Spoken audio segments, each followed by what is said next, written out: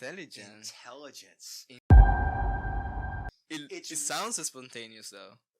That's the theater component of teaching. There's part of good teaching is performance. Unsophisticated. We were crude. We were In 1987. We were children. Talking about great scientists. Where were we on that? I've lost track. Okay. I was asking you that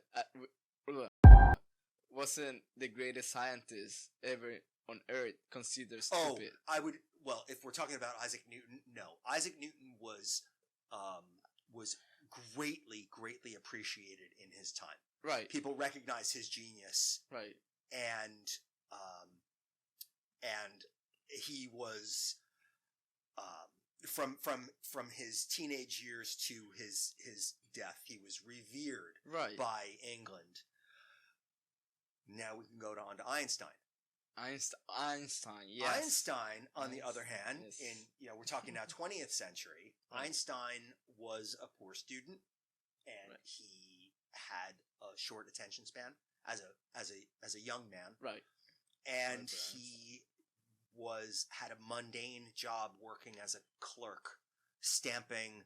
He was working, I think it was in the Swiss patent office, and he wasn't doing anything technical. Right. He was just filling out bullshit paperwork all the time. He was doing busy work. And yet he was thinking about things, and he was people say, oh, he was a terrible student, and what isn't really conventionally taught about Einstein is that he was aware of some of the greatest problems in physics. So even though he wasn't among the educated, and he wasn't working in academia, and he wasn't trained as a physicist, he didn't just start thinking about this stuff on his own. Right. He was aware of many disturbing results that had been seen in physics experiments that made everybody stop in their tracks and scratch their heads and say, what the fuck are we taught? What is this? These experiments don't make any sense. And Einstein was aware enough of what was going on so that he could let his beautifully creative and ingenious mind just create. And the extraordinarily simple yet profoundly deep and gorgeous and just when you see what he did, it can make you emotional. It's so brilliant. It will make you cry. It's that the things that Einstein just said. What if we assume the universe works like this? What are the consequences? And holy shit, there has never been a more beautiful set of predictions about the way the world works that came from a simpler set of premises. Right. What if we assume one thing about the universe is true? What would the universe look like if that one non-obvious thing that's counterintuitive were true? And everything followed from that at a mathematics level of high school geometry. Einstein's theory of relativity can be understood by a 10th grader who knows the Pythagorean theorem. Right. How do you create such beauty out of it's almost like the origami artist who will take a piece of paper and turn it into something that goes into a museum. Right. That's what Einstein was doing. Right. So you want intelligence. There was little wisdom there. He didn't have a background of decades of formal training. Right. Just creative as fuck. And I don't know how, and I've never been, I do consider myself a fairly creative person when it comes to problem solving and things like that, but not like that, man. He was not anything that's going to turn the world upside down. But yeah, and just for completeness, the only thing Einstein insisted was that your experience is that if I throw a ball towards you and you run towards me while the ball's in the air, the ball is going to appear to be moving faster to you because you're running towards it. Right. If you're standing still and a car is driving towards you, it Right. looks like it's going one speed. If you're also driving towards the car, that car approaching you looks like it's going faster. Right. That's what everybody thought. And Einstein said, what if that's not exactly true? And he made an assumption, a hypothesis, a postulate, that when you are talking about light, Right. that if you're standing still and I shine a light towards you, you see light coming towards you at a certain speed. And if you run towards the light, you don't see the light moving faster. Right. The light will move at a speed that is independent of whether you're moving or not. Right. Speed of light. Speed of light. Speed of light. But that you can't really say that with the speed of a car. If a car is moving towards you at 30 miles an hour and you're moving towards it at 30 miles an hour, the speed of the car as you perceive it would be 60 miles an hour. Addition of velocities. This is a thing that Galileo knew about. Right. Way back. Way before Newton. We know this. These scientists, crazy. But Einstein came along and said, what if that actually isn't true? And it turns out everything that flew from that beautiful, radical, dangerous assumption.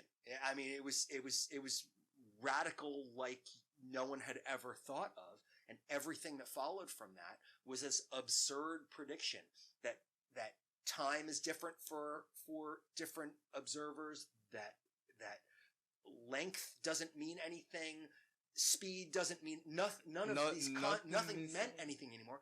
And fuck, if they didn't match up with these strange experiments that people had seen and couldn't explain. Now all of a sudden the world is explained by Einstein. Out of nowhere. Out of nowhere, and out of just some stupid fucking what if.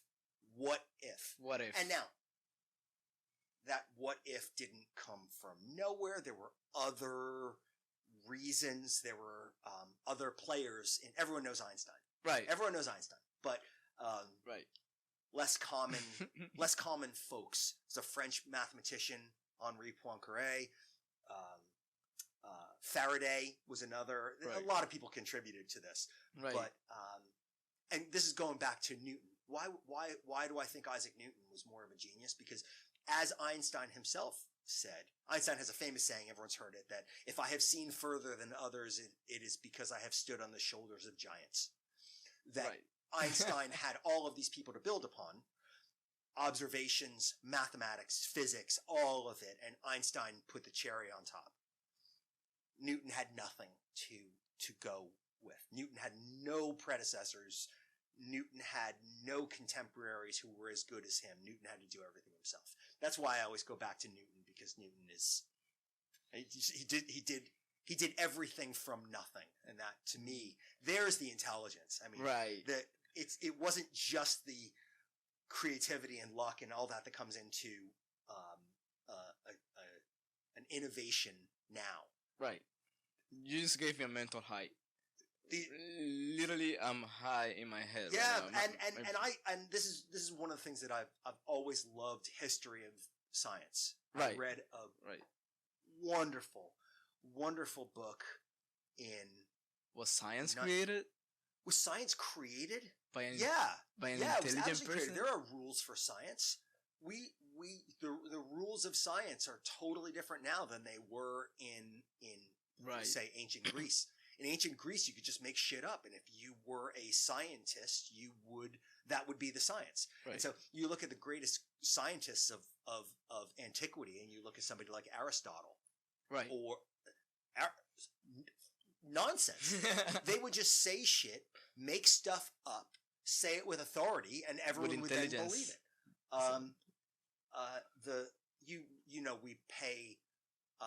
We pay tribute to the Greek mathematician Pythagoras with the Pythagorean theorem. Right. Pythagoras was a nut job who just said any shit that his pseudo scientific religious cult would follow. And so yeah, things have changed a lot, and this is how science has grown, because we have come up with I want to say rules. It's more complicated than that. There's a book by Thomas Kuhn called The Structure of Scientific Revolutions. And it's a classic book. Every scientist should read it. But it's very complicated. It's very deep. It's a philosophy book. But it is we can't get into it. There's a construct that Kuhn comes up with called paradigms. And paradigm is, like many scientific terms, paradigm has a specific use in scientific theory. Right. We got to save that one for another day. Okay. But it's good reading. It's good hard reading. Difficult hard reading. Yeah. Oh my god. You consider every book hard to read? No. No. Well, for me, I mean, now we're getting personal. I don't read fiction anymore. Right. I used to read fiction. It's weird now. Over time, I've lost my ability to keep track of what's going on in a book. Right. If it's fiction, characters will come and go, and all of a sudden in chapter 6, they'll be talking about Jimmy, and I'm like, who's Jimmy? And I'll have to go back to chapter 1 to figure out who it is. Right. So I think that might just be cognitive decline that happens over time. I'm not as young as I used to be. I do have some favorite nonfiction books, though. Right. And they're mostly about history of math and science. That's what I like to read. Math and science. Did those books make you more intelligent? Or say? They make me more intelligent? No, they certainly made me wiser. And I have been blessed with 2 fantastic kids, and one of whom, my son Alex, is he's far more intelligent than I am. Right. But we also share interests, and we both have an interest in recreational mathematics. Just the shit that happens in mathematics that you want to know just for fun. And in fact, just because. Last week he sent me a link to an article that was on a problem that I had been thinking about since 1988. Right. And he sent me an article saying the problem's been solved. Oh, wow, shit. That's amazing. So that's cool. So that just happened last week. So more intelligent? No. I do find that the internet and YouTube and TikTok even have made it very easy to get mind-blowing math results at any level, from children to amateur recreational mathematicians. The internet has made that so possible, and you don't really even have to read so much anymore. You can get so much fun just from videos. Yeah, right. I mean, that's not profound, right? Why? Yeah. So, anyway, would be an intelligent decision to make this podcast on a kayak? Would it be an intelligent decision? Yeah. Dude, you're talking to a guy who has made probably the worst decisions a person could make by the standards of conventional wisdom. And again, this is, you touched on a nerve. My wife and I were just talking yesterday about getting back to rescuing more animals. Right. And we made a decision back in the day to rescue animals. And when we did that, we wound up with 7 cats, 4 dogs, a rabbit who lived in the house that wasn't in a cage, 2 horses. 2 horses. And 2 children. 2 horses. Yeah. 2 horses. And was that an intelligent thing to do? Probably not, but god damn it, it was interesting. So, do we want to do a podcast in a kayak? In a kayak? It's probably a stupid idea because we'll probably drop our phones in the water. Who knows what could happen? But if you live your life trying to do the intelligent thing, you're going to be bored out of your mind. You might as well just quit now. Right. This is right. I really, really feel like doing a podcast on a kayak is right in line with doing stuff like moving to the mountains and see how that goes. Sure, might it's probably safer to stay in New Jersey, right? But maybe you should go out to Montana and see what it's like to live out there, which is what my daughter did. Is that is that the way to make the most money or to have the safest time? No, of course not. But so back to your question, yeah, I think it'd be a bitchin' idea to do a podcast. Fuck yeah. That's Fuck It's yeah. a great idea. So I love the idea. I love it too. Yeah. What's the most intelligent decision that you have ever made in your life? Oh, I met my wife in a bar, and within 5. Well, that's not a decision. How did that go? Within 5 minutes, easily, I knew that was the person. person. Yep. That was it. And I told my roommates the next morning. Right. That's it. I'm done. I met the one. You met the one. That was the decision. That wasn't a decision. The most intelligent decision I've made. What do you mean by intelligent? The one that worked out the best, or the one that? See, I don't know if I would characterize life decisions as intelligent, because intelligent, are you playing the odds and minimizing risk, or are you saying what's the decision I made that had the greatest payback? Right. Let's define intelligence in one word. Go ahead. I don't know. I mean, I think that the smartest and I think the best decision I ever made was to quit engineering and become a teacher. Right. That was the smartest decision for my satisfaction. For your own satisfaction. You know what the smartest decision of the day is going to be? What? It's going to be me taking a bathroom break right now. Because if I don't make that decision now, it's not going to work out. Go ahead. Okay, cool. Go ahead. I'll be back in a minute.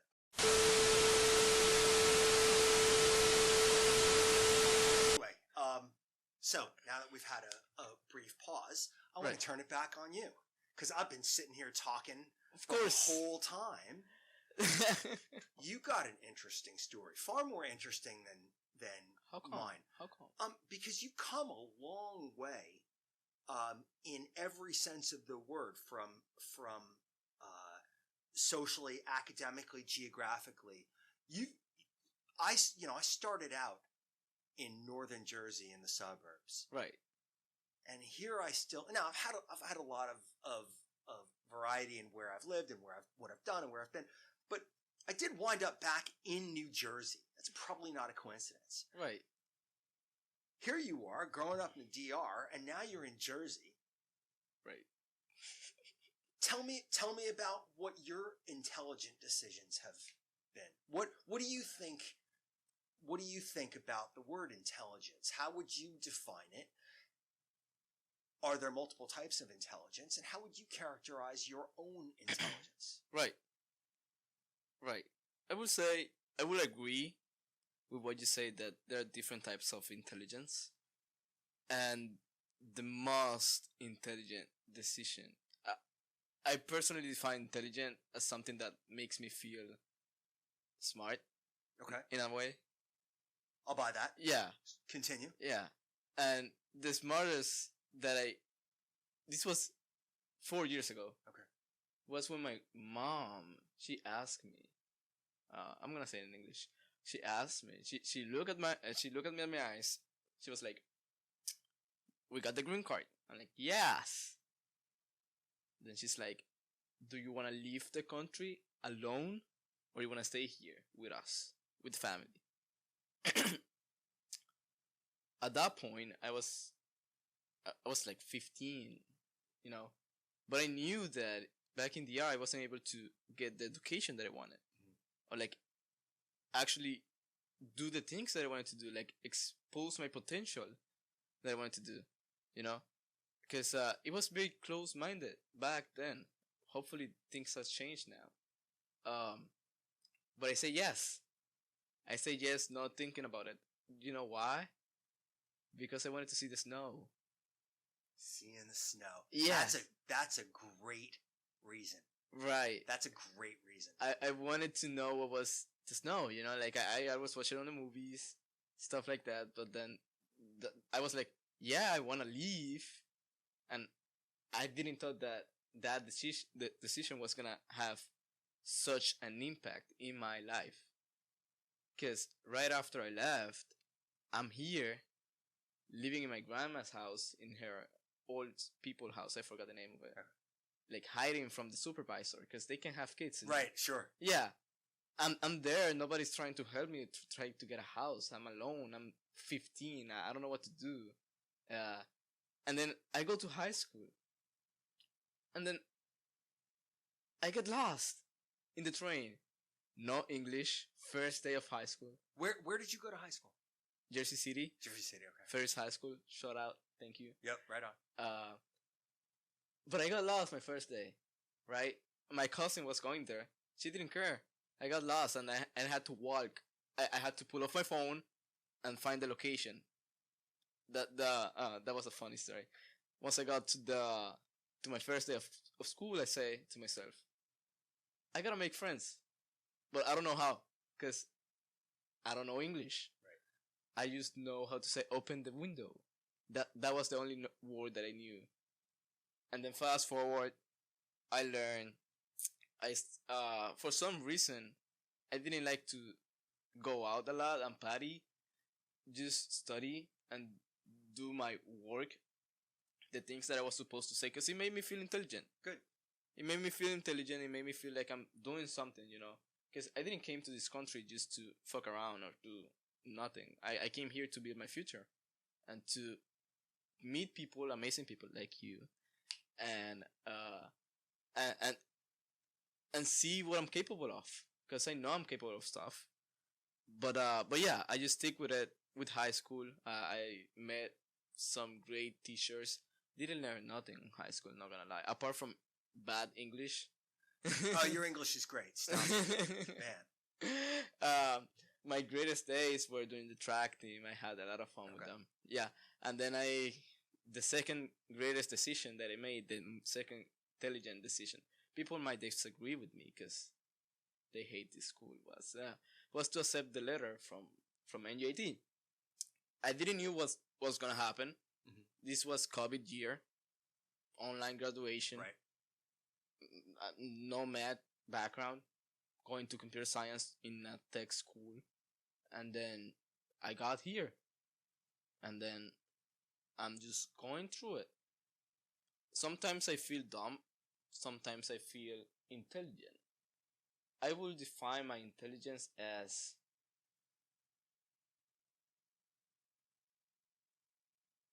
it's not easy, is it? Right. I throw the question back at you. Right. It's hard. It's really hard. It's very hard. It's very hard because I know in some way I'm smart, but intelligent is like a null definition. I'm comparing it to a null definition of a value on computer science. Like it has nothing to say, but at the same time it means a lot. Yeah, and to me the idea that intelligence is a capacity and not it's like a mindset. And is it about the speed and number of neural connections you have in your brain, or is it about some kind of openness to new information, or like the ability of you like to actually retain information? I don't know. I don't know. I'm still here. I haven't failed any classes, but I don't feel more intelligent. I mean, I'm smarter than before.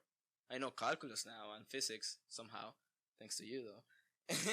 At some point, maybe we'll revisit this topic, and I'll bring my brother along. My brother is a cognitive psychologist, and he studies memory.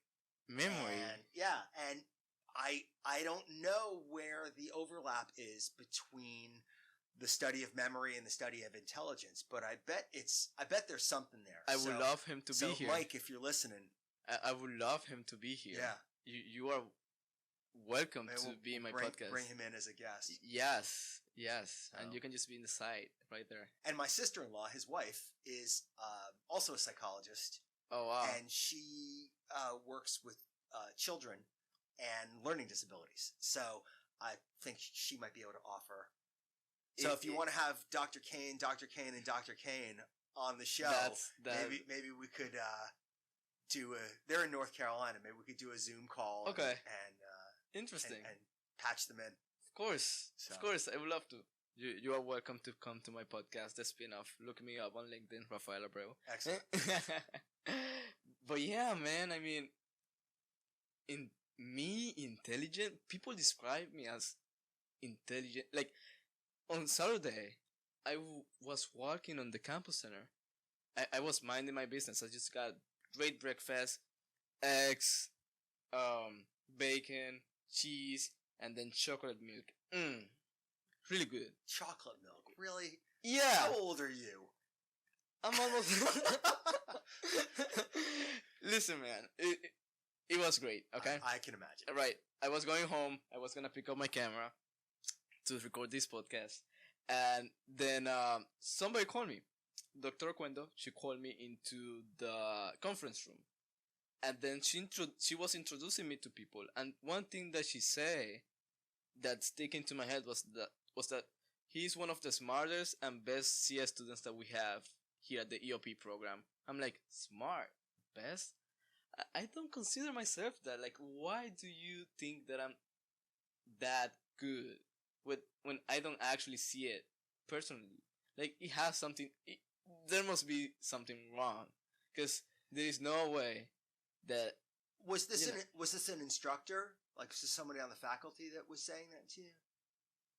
It was a advisor. Okay, because right. I can tell you categorically that your instructors, if they are watching, will see things in you that you don't see yourself.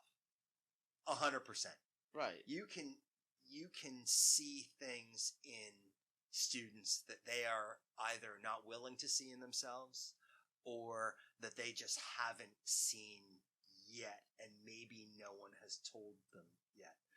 Right. Teaching high school for 14 years, I can come up with a big list of students that I just knew were going to be were going to go places that they never knew they would.